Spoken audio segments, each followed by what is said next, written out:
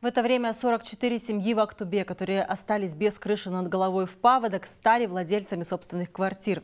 Ключи от нового жилья им вручили в торжественной обстановке. Отмечу, что в общей сложности новые квартиры получат более 200 семей. Также в районах области ведется строительство частных домов. Эльмира Ержанова расскажет все подробности.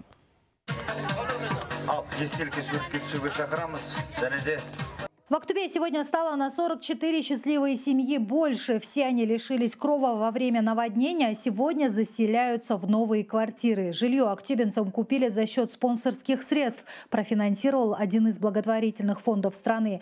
Среди тех, кто сегодня отметил новоселье, семья Ильясовых. Во время паводка мы остались без дома. И вот сегодня нам вручили ключи от квартиры. Конечно, мы счастливы и очень благодарны всем за оказанную помощь. Квартиры разные по площади от 65 до 95 квадратных метров, двух- и трехкомнатные. На сегодняшний день в Актубе жилье выдали 75 семьям. В ближайшее время будут приобретены еще 56 квартир и переданы в собственность пострадавшим от паводка. На сегодняшний день начато строительство 517 домов во всех районах.